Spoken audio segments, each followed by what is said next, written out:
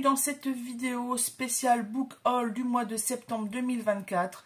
Et oui, j'ai décidé de tout concentrer, de ne pas les mettre dans les vlogs, sinon ça allait faire des vlogs de 1h30. Bref, qu'est-ce que j'allais dire? Ah bah oui, je vais quand même me présenter. Si vous ne connaissez pas la chaîne, moi c'est Claudine alias La Perleuse 62 et j'habite dans les Hauts-de-France. Donc qui dit mois de septembre Hauts-de-France, dit Braderie Lille. Voilà, donc j'ai toute une petite pile. Celle-ci c'est la spéciale Braderie de Lille. Là devant c'est la bouquinerie du Sar qui se situe notamment à Villeneuve-d'Ascq, à Lille et à Amiens. Il y a 3 endroits, il y a 3 points de vente il me semble.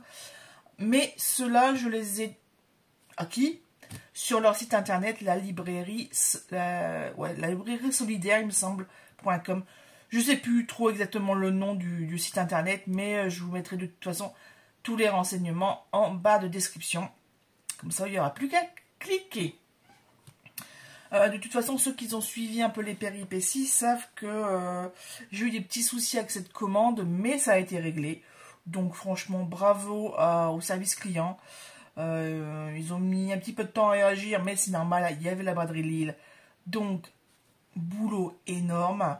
Donc, je ne leur en veux pas du tout. Voilà, le problème a été réglé, c'est le principal. Voilà. Ensuite, achat notamment chez Cultura et surtout en braderie. Voilà, il y a plusieurs petits tas de trouvailles en braderie, en marché aux puces, et puis ouais, braderie, et quelques-uns en boîte à livres, il me semble. Ouais, boîte à livres aussi. Bref, c'est parti. Alors, on va commencer justement en ordre chronologique, donc avec ma fameuse commande libraire-solidaire.com. Et ben, c'est parti pour la présentation. Hop, première mini pile. Alors, en fait, j'ai... initialement, c'était pour les livres de Mary Higgins Clark, puisque je renouvelle les couvertures des anciens, des premiers titres, en fait. Et je suis tant qu'à faire, je vais sortir mes wishlists, mes listes d'envie, et puis on va faire un petit point sur tout ça, et puis voilà, et puis je me retrouve avec beaucoup de livres. Bref, et c'est surtout que sur le site, il y a une zone à livres à 1 €. Alors forcément, voilà, on plonge le nez dedans. Ah tiens, ça a l'air intéressant. Tac, tac, tac, tac, tac. On ajoute. Et je vais vous présenter tout ça. Allez, on commence avec Johanna Trollope, Les femmes de ses fils. La 4e. Et une belle fille de plus, ça lamente Rachel. Telle une louve protectrice et possessive, elle refuse de laisser ses 3 garçons, adultes et mariés, s'éloigner d'elle. Au gré des crises et des désirs d'émancipation, les liens familiaux se font et se défont. Rachel acceptera-t-elle de ne plus être la reine de son petit monde? Alors, Femina dit une écriture simple et chaleureuse. Ensuite, on reste dans le côté famille, de Marion Ruggieri, Pas ce soir, je dîne avec mon père. Donc, mon père a décidé que son combat d'une vie serait de ne pas mourir. De ne pas mourir, donc de ne pas vieillir. D'arrêter le temps. Au début, je croyais qu'il était seul atteint, et puis je me suis aperçu que la génération suivante était pire. Voilà le problème. Les gens ne veulent plus mourir, alors ils volent la vie de leurs enfants. Ce sont des ogres. Alors, Le Figaro dit... je dirais que Pas ce soir, je dîne avec mon père est à mes yeux le meilleur livre du mois. Le Nouvel Observateur sur l'immaturité de notre temps et la confusion des âges. On a rarement lu récit plus convaincant et désopilant. Voilà, donc ça confirme que j'ai bien fait de le prendre. Ensuite, j'ai fait une petite sélection de Anne Berridge. Parce que je voulais compléter ma trilogie. Et puis en fait, j'ai trouvé d'autres titres d'elle. Donc je les ai pris, notamment ici, La Tour d'Arsenic. Nous avons celui-ci, Un jour glacé en hiver. Et pour la trilogie, c'est ça. C'est, alors je sais plus lequel des deux. Je sais plus lequel est tome 1, tome 2, bref, tome 2, tome 3. La ferme, c'est quoi déjà? La ferme des Neiges. et l'héritage impossible. Et normalement, il y a un 4e tome dans la saga et je ne l'ai pas trouvé. Voilà. Ensuite, en grand format. Alors là, je les avais déjà, sauf que pour que ça soit pareil dans ma collection, je les ai repris. Tous chez Belfond. Donc c'est la trilogie en France irlandaise de Frank McCourt. Et donc là, c'est comme en Amérique. Et les cendres d'Angela. Comme ça, je les ai tous au même format. Et c'est très bien. Comme ceci. C'est beau, c'est propre, c'est nickel. Ensuite, nous avons Margaret Powell, Les tribulations d'une cuisinière anglaise. Parce qu'en fait, je cherchais le livre ici, ça fait des années. En fait, j'adore le film. Je sais plus comment je l'ai découvert. Peut-être en regardant un peu la filmographie de Meryl Streep. Et franchement, j'adore ce film. Et donc, je voulais la vraie version, le vrai livre, enfin, qui en est tiré. Et donc, de Julie Powell, Julie et Julia. Et en faisant la recherche du nom Powell, c'est pour ça que j'ai trouvé celui-ci. Toujours dans la cuisine, mais ça tombait bien. Voilà. Ici, un très connu, Monsieur Bernard Pivot, Le métier de lire. Ensuite, j'en ai deux ici. Au début, c'était pour celui-là. Et puis, comme je cherche toujours par nom d'auteur, j'en ai trouvé un autre. Donc, Retour à la case départ. Ici, c'est Et qui va premier, le chien. La couverture est sympa. On reste dans l'univers anglais, enfin anglais-irlandais, avec Colum McCann, danseur. Pareil, il me semble que ce livre-là, je ne le cherchais pas, mais je cherchais un autre livre de cet auteur. Je ne sais plus lequel titre, mais bon, c'est pas grave. En tout cas, ouais, il me paraît prometteur aussi. Autre pile. Ah, c'est pareil, c'est un truc que je cherchais depuis longtemps. C'est dans ma livre Le Bon Coin, dans ma liste. La beauté dure toujours, de Alexis Jenny. Alors, je voulais quand même le résumé, il court un 4e. Lors d'un été de canicule secoué par la crise des gilets jaunes, un romancier veut croire qu'on peut encore écrire sur le grand amour et le vivre. Félix et Noé, une avocate et un dessinateur, que tout semble séparer, l'entraînent alors dans le secret de leur couple, le goût du risque, la soif de désir et de beauté. On reste dans l'univers familial et couple avec Haute Fidélité de Nick Hornby. Donc là, c'est disquaire à Londres. Rob vient de se faire plaquer. À 30 ans passés, il doit se rendre à l'évidence. S'il maîtrise le répertoire de Dylan, il n'a jamais rien compris aux femmes. Serait-il passé à côté de l'essentiel depuis son premier flirt autour d'un bac à sable à cette nuit avec une chanteuse country? Rob dresse le top 10 de ses ruptures les plus déprimantes et une compilation désopilante des états d'âme de l'homme moderne. Voilà, et voilà un peu, bon, je vais le mettre après. Ici, Nicolas Fargue, donc là pareil, auteur assez connu, le roman de l'été. Donc là, pas facile à 55 ans de se mettre à la littérature, surtout pas un si beau soleil dehors. Et votre fille qui annonce qu'elle amène une copine italienne pour les vacances, sans compter les voisins d'en face qui, dès que vous vous décidez à prendre la plume face à l'océan, voudraient vous faire comprendre que tout ce qu'ils demandent, c'est une vue sur la mer eux aussi. Nicolas Fargue entrecroise avec brio intrigue sentimentale, familiale et politique pour nous offrir le tableau décapant et farceur d'une époque, la nôtre. Encore. Ici, JMR avec Prenez soin du chien. C'est pareil, c'était pas celui que je cherchais, mais bon, c'est pas grave. Alors, Rue de la Doucette Belette, Max Corneloup, auteur de romans feuilletons, et Eugène Fluche, peintre sur coquille d'œuf, habite en vis-à-vis. Chacun suspecte l'autre de l'épier. La méfiance règne, d'autant plus que le voisinage n'est pas spécialement sain d'esprit. Sans compter les commérages de Madame Ladouf, la gardienne. Quand un cadavre est découvert, c'est une véritable psychose qui s'installe. Serait-il allé trop loin? D'accord. Ouais. Alors, maîtriser jusqu'à l'épilogue, ce Cluedo burlesque fonctionne comme une vraie mécanique dans l'horlogerie. Le Figaro littéraire.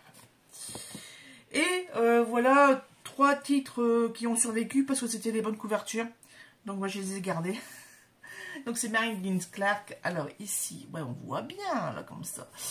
3 jours avant Noël et Le voleur de Noël. Donc ça c'est une compile, hein, il y a 2 titres dedans. Pardon. Ici nous avons Meurtre à Cape Cod. Donc là en fait vous voyez, vous avez le coup de stabilo, le noir et blanc. Ça c'est vraiment les dernières versions des couvertures. Et ici nous avons La nuit s'éveille. Allez, encore 2 petites piles et on aura terminé pour la bouquinerie du Sar. Donc, oui, j'ai fait le plein de Annie Duperet aussi, tant qu'à faire. Donc là, Les chameaux. Le plume et la poêle, mais en fait, je l'avais déjà. Tant pis. Nous avons ici Le nez de Mazarin. Allons voir plus loin, veux-tu? Donc là, on est bon pour cette autrice. Ensuite, Philippe Delerme, Paris, l'instant, avec des photographies de Martine Delerme. Celui-ci, alors celui-ci, je ne sais pas si vous allez voir, mais il y a des petits reflets à l'intérieur. C'est des gouttes de pluie en fait, avec un nuage. Et vous avez eu beau temps, la perfidie ordinaire des petites phrases. Alors, je cherchais Emma Klein, mais je ne sais plus quel titre. Mais là, c'est Daddy. Le problème, c'est que la couverture est très, très abîmée. En fait, on dirait qu'on a passé un coup de... Ah, je cherchais The Girls, c'est ça. Et on dirait qu'on a passé un coup de... Ah, tout pour faire les ongles. Lime à ongles. Là, pareil, bien content de trouver un Tracy Chevalier, la Vierge en bleu. On continue à chercher ses auteurs favoris, hein, en fait. Allez, dernière pile. Là, je connaissais pas, c'était juste que sélection à 1 €, donc je tiens. C'est vrai que j'ai pas de lecture sur les pays indiens. Donc là, un livre de Anne Sherian, je sais pas. Bref, je vous laisse lire. Une bonne épouse indienne. Je le cherchais, celui-ci. Jane Eyre de Charlotte Brontë, mais je cherchais spécifiquement cette couverture en fait. Bon, par contre, il est abîmé, donc tant pis après pour 1 ou 2 €. On peut pas. En fait, c'est le danger des commandes en ligne, c'est que surtout, notamment en livre d'occasion, en bouquinerie, c'est que on ne sait jamais trop exactement ce qu'on va recevoir. En tout cas, ici, j'ai Ariane Bois avec « Et le jour pour eux sera la nuit ». Ici, Danny Atkins, « Une seconde chance ». Et pour finir, « Bonne année ». Donc ça, c'est un recueil de nouvelles. Il y a 10 réveillons littéraires dedans. Voilà. Donc ça, c'est tout pour la bouquinerie du Sar. Et c'est déjà beaucoup. On enchaîne avec une boîte à livres, Tatiana de René, Nous irons mieux demain. Et ici, Le cœur en laisse de Lynn Papin. Celui-là, il m'intrigue un petit peu. Je vous lis la 4e. Donc, Maurice est un écrivain à succès, un brin solitaire. Mais voilà qu'à 40 ans, il ne ressent plus rien. Plus rien pour sa compagne Isabelle, plus rien pour ses livres. Alors qu'il tente une dernière fois de sauver son couple, elle apparaît. Elle, Ambroisie, égérie du tout Paris, d'une beauté saisissante. Ambroisie est un tremblement dans sa vie. Maurice, bel ami, malgré lui, disparaît peu à peu dans l'étreinte de cette femme à la fois sublime et inquiétante. Noyé dans ce faste perdu dans ce pari trop amoureux, il s'oublie jusqu'à risquer sa vie et tout ce qu'il avait réussi. Voilà, donc ça c'est vraiment un changement de vie. Cultura, j'ai fait un petit tour chez Cultura, ça je vous l'avais montré il me semble dans un vlog, mais c'est pas grave, je le remets. Celui-ci, qu'est-ce que j'irai faire au paradis de Walid Hajar Rachedi. Alors, je vais vous lire quand même la quatrième. Quand Malek, 17 ans, rencontre Atik, jeune Afghan en exil à la recherche de son frère, parti se faire justice contre les Américains, il cède à l'envie d'aller voir le monde de ses propres yeux. En route vers Tanger, il tombe amoureux de Kathleen, une londonienne dont le père humanitaire a disparu à son retour d'Afghanistan. Paris, Kaboul, Grenade, Londres, Oran, Le Caire. Au fil de son périple, Malek découvre un monde fracturé où chacun fantasme un ailleurs qui fait converger les destins et bifurquer les espoirs. Alors là, il y a une liste. Finaliste du prix Goncourt du premier roman 2022. Finaliste du prix Orange du livre 2022. Finaliste du prix Sangor du premier roman francophone 2022. Voilà, donc il était quand même sélectionné 3 fois pour des prix. C'est que ça doit pas être un truc...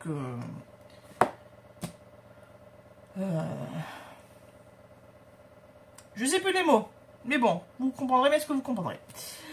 Ici, j'avais Don Winslow, pardon. La patrouille de l'homme, donc ça c'était un tome 1, je n'étais pas au courant, je l'ai seulement découvert en regardant la fiche Livre Addict. Et ça, c'est le tome 5 de la saga de Anne de Lucie Maud Montgomery. Nous voici arrivés à mes trouvailles de la braderie de Lille que je ne vous ai pas montré. J'avais laissé la pile sur le côté. Exprès. Exprès, oui. Et je vais faire un peu de place, hein, tout en vous parlant. Je vous avais montré ce que j'avais trouvé au niveau du cadre. Ouais, il y a encore là-bas le cadre.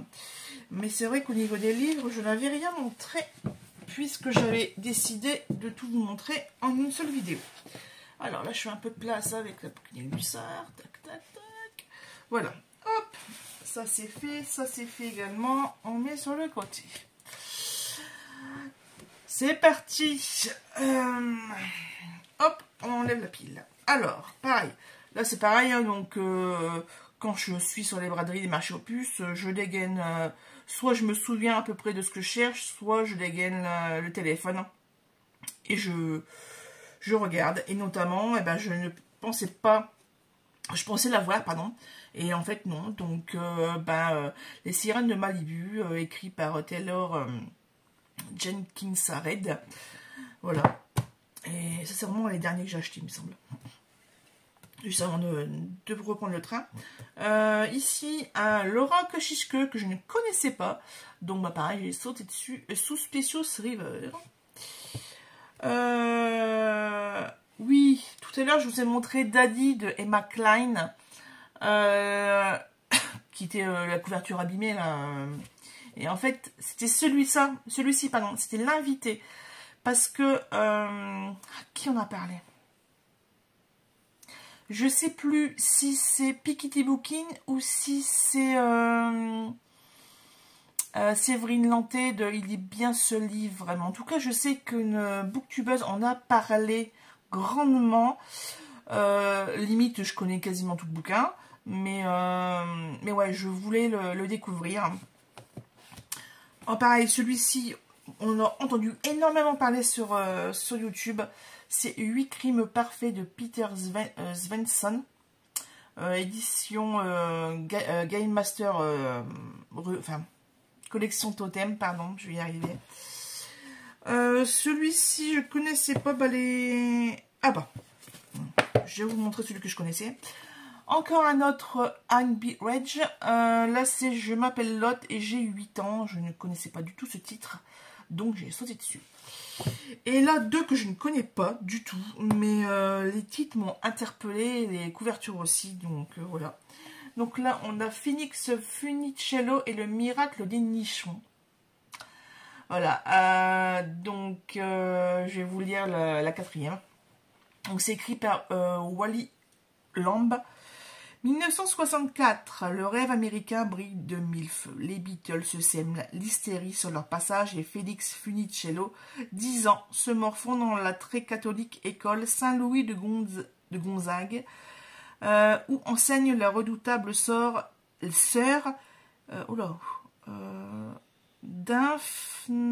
Daphna, son institutrice. Une année de plus à s'ennuyer ferme, pas si sûr.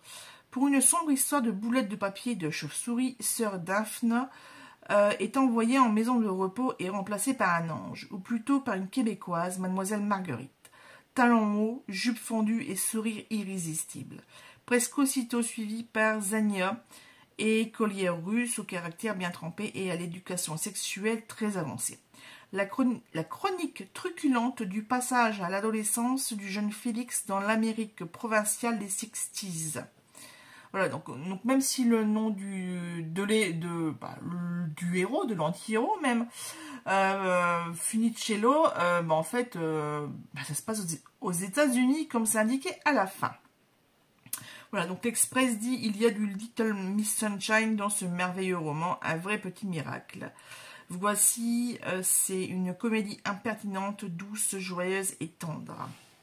Et en plus, il est plutôt court, ouais, 200 pages. Ouais, 200 pages. Ensuite, ici, Sheila Levin est morte et vit à New York, de Gail Parent. Donc, le 4e, trouve un mari à la fac, après ce sera plus dur. Hélas, Sheila Levin, 30 ans, n'a pas réussi à respecter ce commandement familial. Après avoir cherché l'homme parfait, le bonheur, la minceur, elle capitule et jette ses dernières forces dans la préparation méticuleuse de son suicide. La voilà qui se met en quête d'une concession avantageuse, d'un rabbin dévoué et d'une pierre tombale de qualité. Publiée en 1972 aux États-Unis, Sheila Levin est morte et vit à New York est une comédie irrésistible. Voilà. Alors, romancière, scénariste, plusieurs fois primée, Gail Parent est née à Paris en 1940. Elle vit aujourd'hui à Los Angeles. Hop, première partie. On a mis un gros livre pour séparer les deux. Lire est dangereux pour les préjugés. Voilà. Alors, quel est le point commun entre L'Attrapteur et Hunger Games? Ce sont des romans interdits dans le lycée de Clara. Quand la jeune fille découvre que, depuis des années, des œuvres y sont censurées sans que personne n'en sache rien, elle décide d'entrer en résistance. Son plan, monter une bibliothèque clandestine dans son casier et montrer qu'en aucun cas les livres ne peuvent être dangereux. Voilà, donc là c'est impeccable. Et c'était d'idée chez Milan. Allez, on reste avec des classiques et nous avons un Elisabeth George, un gros pavé avec la punition qu'elle mérite. Voilà, donc là, il doit faire... il fait combien 890... 13, 14... 892 pages. De quoi qu'elle a un meuble. Un livre que je n'arrête pas de voir, donc je suis allée. Je vais le prendre. C'est l'occasion. L'amour et les forêts de Eric Reynard. Voilà. Donc là, à l'origine, Bénédicte Ombredan avait voulu lui dire combien son dernier livre avait changé sa vie. Une vie sur laquelle elle fit bientôt des confidences à l'écrivain, l'entraînant dans sa détresse, lui racontant une folle journée de rébellion vécue 2 ans plus tôt, en réaction au harcèlement continuel de son mari. La plus belle journée de toute son existence, mais aussi le début de sa perte. Récit poignant d'une tentative d'émancipation féminine, L'amour et les forêts est un texte fascinant où la volonté d'être libre se dresse contre l'avidissement. Prix Renaudot des lycéens 2014, prix du roman France Télévisions 2014, roman des étudiants France Culture Télérama 2015. Encore un livre primé. Alors celui-ci, si vous êtes au courant, je l'ai déjà lu, mais au moins comme ça je l'ai en papier. Mamie Luger, je pensais l'avoir, mais en fait je l'ai juste écouté en livre audio, je sais plus sur quelle plateforme, mais je l'ai lu, enfin je l'ai écouté, de Benoît Philippon, pardon. Là, alors belle surprise, dans la rue Solferino, à la fin de la rue, Déjà, quand je suis allée à la braderie de Lille, il n'y avait encore personne installé dans cette rue-là, sauf quelques stands au bout d'une rue, de la rue, bah justement, au bout de la rue sur le Ferrido. Et je vois plein de livres. Je sens du bizarre. Et puis je voyais, il y avait une pile derrière les piles en fait. Donc je demande à pouvoir les consulter. Et ils me disent, ah bah c'est les mêmes, c'est les mêmes que ceux qui sont déjà installés, c'est juste que bah, c'est les autres quantités en fait. Ça m'a paru bizarre, vous avez plusieurs exemplaires. Ouais, en fait, je suis traductrice et c'est les livres que j'ai traduits. Fallait pas me dire ça. Donc, là, chez Actes Sud, j'ai pris Encore un jour de pluie de Sarah Moss, et donc traduit de l'anglais par Laure Manceau. Pardon. Donc, c'est cette dame que j'ai rencontrée, Laure Manceau. Bah, moi, j'aime bien les éditions de Actes Sud. Hein. C'est vrai que quand je faisais partie de la bibliothèque Orange, c'est une organisation qui fait tourner des livres. En fait, on est une espèce de groupe. Et on a droit, suite à une cotisation, on a en prêt 36 livres dans l'année. Et bah, j'ai dû arrêter parce que voilà, avec le travail, tout ça, je ne pouvais plus il y a quelques années. Mais j'ai toujours été très surprise et en bien de ces titres-là. Donc voilà. Ensuite, nous avons Dans la vallée du soleil de Andy Davidson, donc chez Game Master en version collection Totem. Je sais plus si c'est sur cette même stand, je sais plus. Enfin bref. Donc ah non, c'était pas sur le même stand. Donc là j'ai les deux livres de cette dame, hein, Laure Manceau. On a discuté un petit peu, c'était bien fort agréable. Ici, alors ça c'est un livre que j'ai failli prendre genre la semaine d'avant à Cultura ou Fureux, je sais plus. Mais franchement j'ai failli l'acheter. Et là bah, je l'ai dû l'avoir pour 50 centimes, 1 euro, quelque chose comme ça. Virginia Woolf, Une chambre à soi chez 10-18. Vous voyez que le prix d'étiquette derrière 5,70. Ensuite Philippe Claudel, puisque oui j'ai lu La petite fille de Monsieur Lynn. J'ai halluciné de la fin. C'est tellement poétique son écriture que je voudrais connaître d'autres livres qu'il a écrits. Donc L'archipel du chien. Et ici Muriel Barbery, Une gourmandise. Juste la couverture est vraiment excellente. Je vous l'avance un petit peu. En fait, c'est pas des herbes, c'est des espèces de chantilly, une monticule de chantilly. Et c'est pas des vélos, en fait, c'est des espèces de fouets avec des gens qui sont par-dessus. Donc, excellent. Et je vous lis quand même la quatrième. C'est le plus grand critique culinaire du monde, le pape de la gastronomie, le messie des agapes somptueuses. Demain, il va mourir. Il le sait, et il n'en a cure. Aux portes de la mort, il est en quête d'une saveur qui lui trotte dans le cœur, une saveur d'enfance ou d'adolescence, un mets original et merveilleux dont il pressent qu'il vaut bien plus que tous ces festins de gourmets accomplis. Alors il se souvient, silencieusement, parfois frénétiquement, il vogue au gré des méandres de sa mémoire gustative.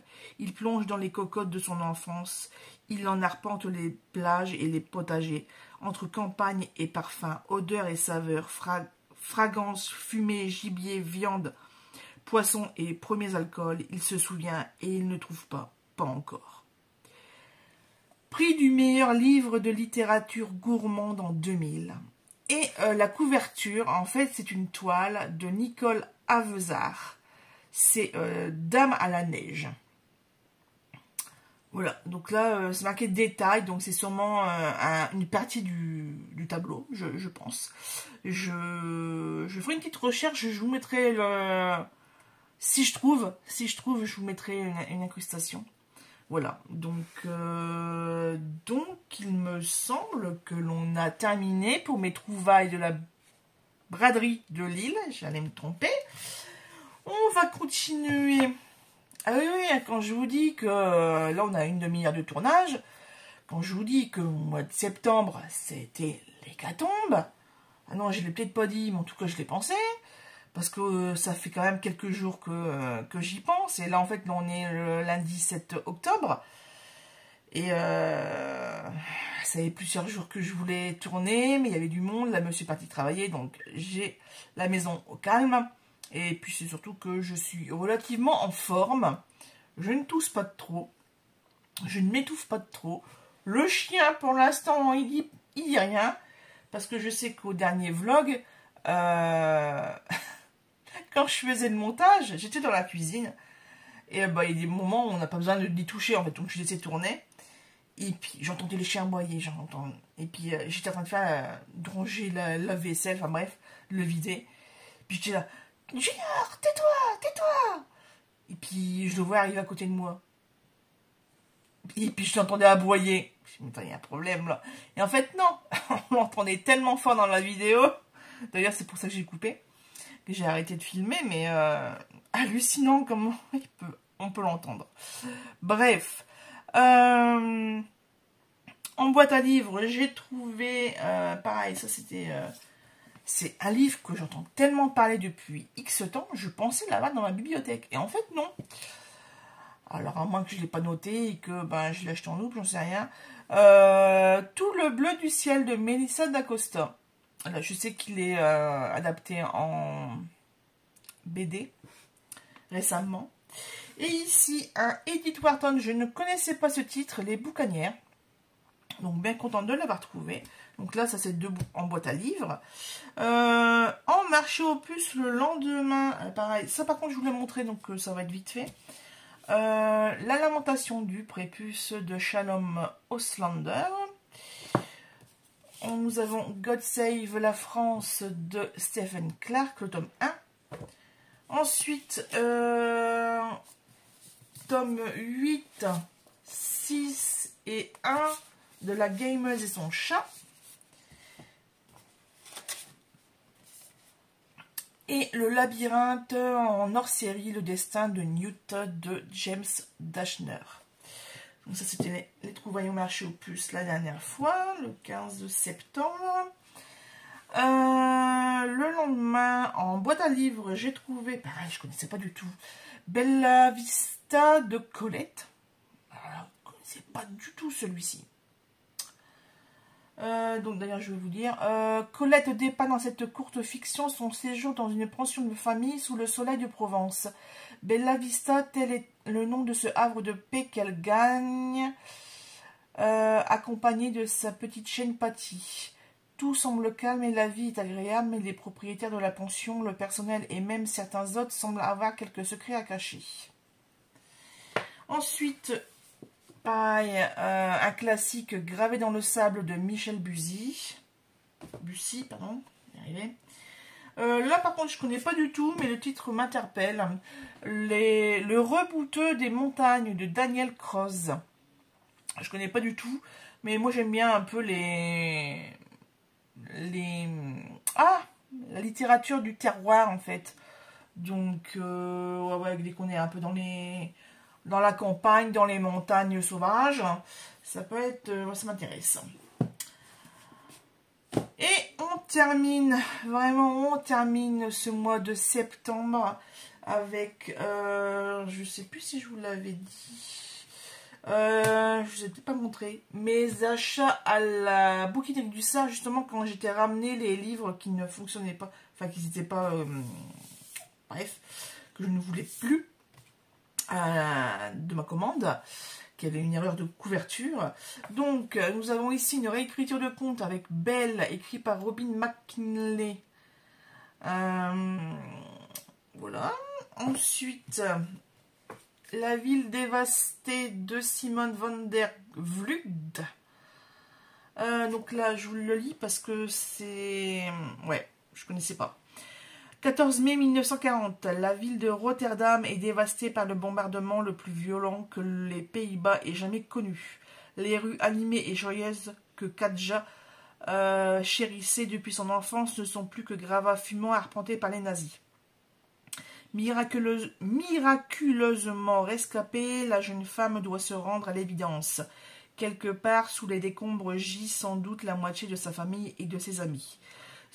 Avec le soutien de son mari Daniel, il accueille ses frères et sœurs survivants, mais l'adhésion de ses beaux-parents aux exactions nazies, le deuil de ses proches impossible à faire, les rations alimentaires de plus en plus rares et la mise au ban progressive et fatale de la population juive de la ville met en danger son avenir. Alors, le monde est écrit dans une langue efficace, ce récit très documenté donne à vivre le quotidien d'un pays envahi. Et c'est vrai que pour lire beaucoup d'histoires qui se passent durant la Première ou Seconde Guerre mondiale, on se concentre surtout en France, forcément, mais aussi en Angleterre. Et ça, c'est même aux États-Unis, à la rigueur. Mais on ne connaît pas l'envers du décor dans les pays, des pays de l'Est, en fait. Hein, tout ce qui est... Allemagne, on connaît un petit peu, mais tout ce qui est Pologne, Pays-Bas, la Suisse, l'Autriche, etc. On a... je trouve qu'on... Alors, peut-être parce que voilà, j'ai pas les bonnes lectures, j'ai pas le bon chemin. Mais c'est pour ça que j'ai pris ce livre-là. Je vous mets un peu plus en avant pour que vous voyez bien la couverture. Donc, La ville dévastée. Justement, en parlant de ça...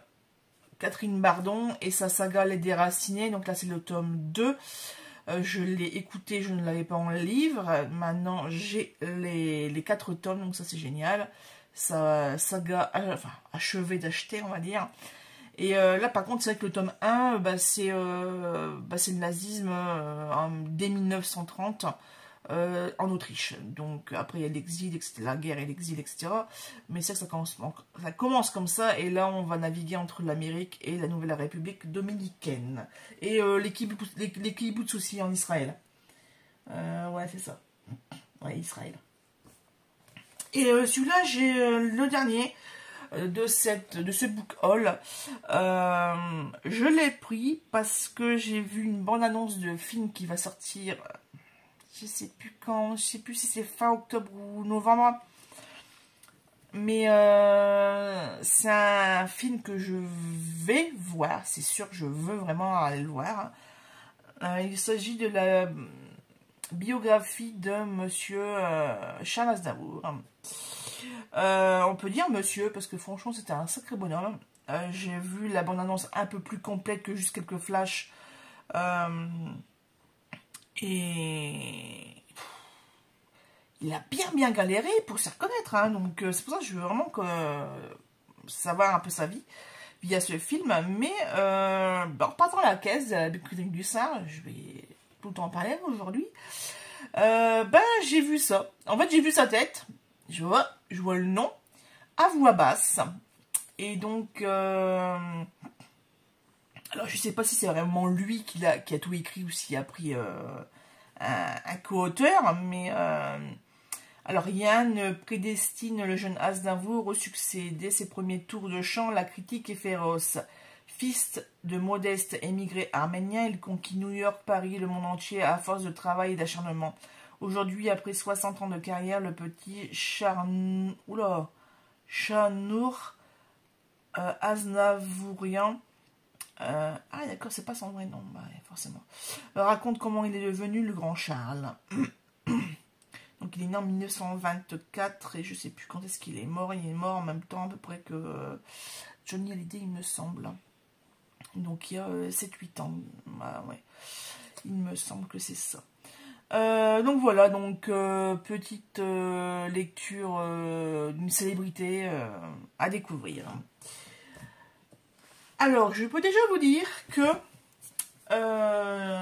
pour le mois de octobre, le book haul, la carte bleue a également chauffé, puisque je vous l'ai peut-être dit dans un vlog, je ne sais plus, mais la semaine dernière, voilà, jour de repos, j'ai fait une sortie. Alors, j'ai un sac complet de bouquins.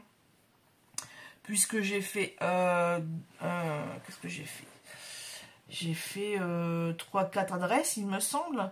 Ouais, j'ai fait un Easy Cash, Cash Converter, au vide-grenier. Et je n'ai que refait un autre, je sais plus. au bouquin d'abord de Béthune.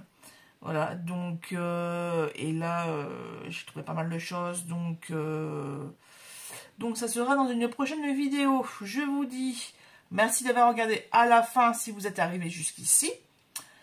Plein de bonnes choses. Je bug. Désolée. À force à parler autant, je bug. En tout cas, sachez que en ce moment, à défaut de lire ces aventures, je les regarde. Agathe Raisin. Les 3 premières saisons que j'ai achetées chez Amazon. Oui, c'est pas bien, mais je n'ai pas trouvé ailleurs. Ou alors beaucoup plus cher. Et je me régale. Voilà, pour l'instant, je suis arrivée au premier épisode, mais je retrouve totalement l'univers de MC Beaton. Et ça, c'est pépite. Donc, sur ces bonnes paroles, je vous laisse et je vous dis à très bientôt.